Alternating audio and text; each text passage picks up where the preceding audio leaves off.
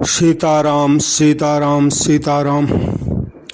श्रीमद् भगवद गीता के चौथे अध्याय का महात्म्य, यानी चौथे अध्याय को पढ़ने का क्या लाभ है, उसकी महिमा मैं कहने जा रहा हूँ। तो कुछ श्लोकों का पहले पाठ कर लूँ। सबसे विनती है, जो भी इस कथा को सुन रहे हैं वे मेरे चैनल को सब्सक्राइब करें। कथा पसंद आती हो तो लाइक करें। लोगों में इसका प्रचार हो, अधिक से अधिक अच्छी भावना लोगों में जगे, इसलिए कथाओं को शेयर करें। और कुछ आपकी राय हो तो कमेंट में लिख दें। आपकी बड़ी मैं आभारी रहूँगा। ओम श्री परमात्मने नमः। अथ चतुर्थोऽध्याय। श्री भगवान वाच इमं बिभस्वते योगं प्रोक्तवानहमव्ययं बिभस्वान्मनवे प्राह मनुरिस्वा कवे ब्रवीत् एवं परंपरा प्राप्तम् इमं राजर्षयो विदु सौकाले नेह महता योगो नष्ट परंतप सौ ये वायं मया तेद्य योगः प्रोक्तः पुरातनः भक्तोऽसि मे सखा चेति रहस्यं हेतदुत्तमम्। अर्जुनवाच अपरं भवतो जन्म परं जन्म विभस्वत कथमेतद्विजानीयां त्वमादौ प्रोक्तवानिति। श्री भगवान वाच बहूनि मे व्यतीतानि जन्मानि तव चार्जुन तान्यहं वेद सर्वाणि न त्वं वेत्थ परन्तप। तो श्रीमद् भगवद गीता के चौथे अध्याय का महात्म्य। ये महात्म्य शिव जी ने माता पार्वती जी को सुनाया था। तो माता पार्वती और शिव जी का जो संवाद है उसी के अंतर्गत भगवान विष्णु और लक्ष्मी जी का संवाद है। तो लक्ष्मी जी भगवान विष्णु लक्ष्मी जी को कहते हैं, प्रिय अब मैं श्रीमद् भगवद गीता के चौथे अध्याय का महात्म्य बतलाता हूँ, उसको सुनो। भागीरथी के तट पर वाराणसी नाम की एक पुरी है, काशी जिसको बोलते हैं बनारस। वहाँ विश्वनाथ जी के मंदिर में भरत नाम के एक योगनिष्ठ महात्मा रहते थे, जो प्रतिदिन आत्मचिंतन में तत्पर हो, आदर पूर्वक गीता के चतुर्थ अध्याय का पाठ किया करते थे। उसके अभ्यास से उनका अंतःकरण निर्मल हो गया था। वे शीत उष्ण आदि द्वंद्वों से कभी व्यथित नहीं होते थे। एक समय की बात है, वे तपोधन नगर की सीमा में स्थित देवताओं का दर्शन करने की इच्छा से भ्रमण करते हुए नगर से बाहर निकल गए। वहाँ बेर के 2 वृक्ष थे, उन्हीं की जड़ में वे महात्मा विश्राम करने लग गए। एक वृक्ष की जड़ में उन्होंने अपना मस्तक रखा था और दूसरे वृक्ष के मूल में उनका एक पैर टिका हुआ था। थोड़ी देर बाद जब वे तपस्वी वहाँ से चले गए, तब बेर के वे दोनों वृक्ष 5-6 दिनों के भीतर सूख गए। उनमें पत्ते और डालियाँ भी नहीं रही। तत्पश्चात वे दोनों वृक्ष कहीं ब्राह्मण के पवित्र गृह में 2 कन्याओं के रूप में उत्पन्न हुए।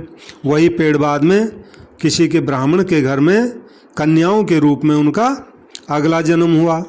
वे दोनों कन्याएं जब बढ़कर 7 वर्ष की हो गई तब एक दिन उन्होंने दूर देशों से घूमकर आते हुए भरत मुनि को देखा।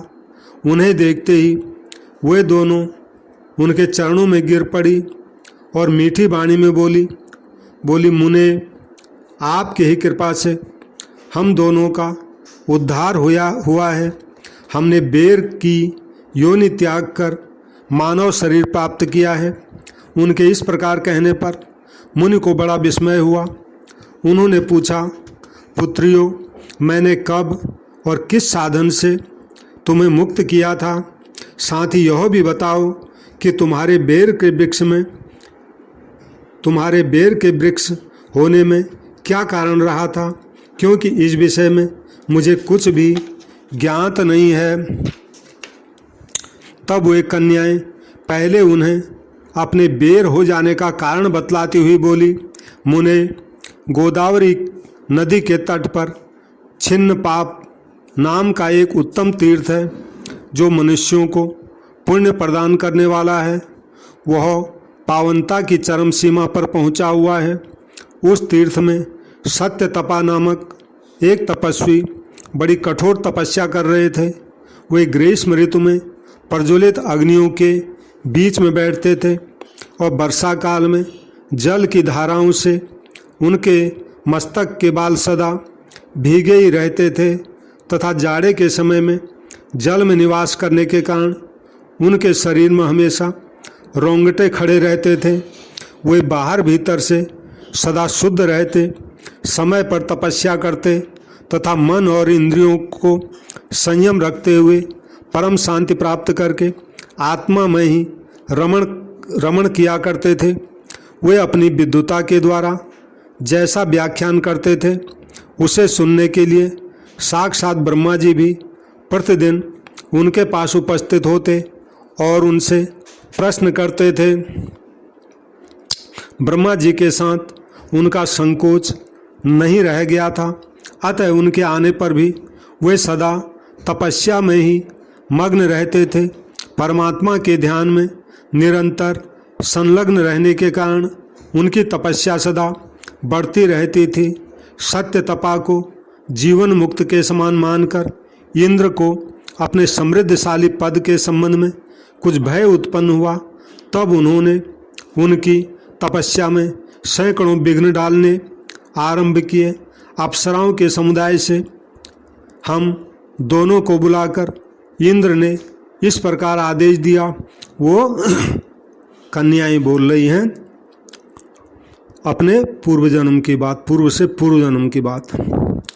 तुम दोनों, तो इंद्र ने इस प्रकार आदेश दिया, तुम दोनों उस तपस्वी की तपस्या में विघ्न डालो जो मुझे इंद्र पद से हटाकर स्वयं स्वर्ग का राज्य भोगना चाहता है। तो महाराज, इंद्र का यह आदेश पाकर हम दोनों उनके सामने से चलकर गोदावरी के तीर पर जहाँ वे मुनि तपस्या कर रहे थे वहाँ आई। वहाँ मंद एवं गंभीर स्वर से बजते हुए मृदंग तथा मधुर वेणुनाद के साथ हम दोनों ने अन्य अप्सराओं सहित मधुर स्वर में गाना आरंभ किया। इतना ही नहीं, उन योगी महात्मा को बस में करने के लिए हम लोग स्वर, ताल और लय के साथ नृत्य भी करने लगी। बीच बीच में जरा जरा सा अंचल खिसकने पर उन्हें हमारी छाती भी दिख जाती थी। हम दोनों की उन्मत्त गति काम भाव का उद्दीपन करने वाली थी, किंतु उसने उन निर्विकार चित्त वाले महात्मा के मन में क्रोध का संचार कर दिया। तब उन्होंने हाथ से जल छोड़कर हमें क्रोधपूर्वक सांप दिया। अरे, तुम दोनों गंगा जी के तट पर बेर के वृक्ष हो जाओ। यह सुनकर हम लोगों ने बड़ी विनय के साथ कहा, महात्मन, हम दोनों पराधीन थी, अतः हमारे द्वारा जो दुष्कर्म बन गया है उसे आप क्षमा करें। यों कहकर हमने मुनि को प्रसन्न कर लिया। तब उन पवित्र चित्त वाले मुनि ने हमारे शापोद्धार की अवधि निश्चित करते हुए कहा, भरत मुनि के आने तक ही तुम पर यह शाप लागू रहेगा। उसके बाद तुम लोगों का मर्त्य लोक में जन्म होगा, लेकिन पूर्व जन्म की स्मृति तुम्हें बनी रहेगी। तो मुने, जिस समय हम दोनों बेर वृक्ष के रूप में खड़ी थी, उस समय आपने हमारे समीप आकर गीता के 4 अध्याय का जप करते हुए हमारा उद्धार किया था। अतः हम आपको प्रणाम करती हैं। आपने केवल सांप से ही नहीं, इस भयानक संसार से भी गीता के 4 अध्याय के पाठ के द्वारा हमें मुक्त कर दिया। तो श्री भगवान कहते हैं लक्ष्मी जी को। उन दोनों के इस प्रकार कहने पर मुनि बहुत ही प्रसन्न हुए और उनसे पूजित हो विदा लेकर जैसे आए थे वैसे ही चले गए, तथा वे कन्याएं भी बड़े आदर के साथ प्रतिदिन अब गीता के 4 अध्याय का पाठ करने लग गई, जिससे उनका उद्धार हो गया। गीता जी के 4 अध्याय की जय जयकार हो, जय जयकार हो, जय जयकार हो। सीताराम सीताराम सीताराम। अब गीता जी के 4 अध्याय के कुछ श्लोक आखिरी के मैं बोल रहा हूँ। राम। श्री भगवान उवाच श्रद्धावान् लभते ज्ञानं तत्परः संयतेन्द्रियः ज्ञानं लब्ध्वा परां शान्तिम् अचिरेणाधिगच्छति। अज्ञश्चाश्रद्धानश्च संशयात्मा विनश्यति। नायं लोकोऽस्ति न परो न सुखं संशयात्मनः। योगसन्न्यस्तकर्माणं ज्ञानसञ्छिन्न संशयम् आत्मवन्तं न कर्माणि निबध्नन्ति धनञ्जय। तस्माद् ज्ञानसम्भूतं हृस्थं ज्ञानासिनात्मनः। छित्त्वैनं संशयं योगम् अतिष्ठोत्तिष्ठ भारत। भगवान श्री रामचंद्र की जय। सबसे प्रार्थना है जो भी इस कथा को सुन रहे हैं वे इस चैनल को सब्सक्राइब करें। कथा पसंद आई तो लाइक करें और इसको शेयर करें ताकि इसका अधिक से अधिक प्रचार हो सके। और कुछ कमेंट करना हो तो कमेंट करें। सीताराम सीताराम।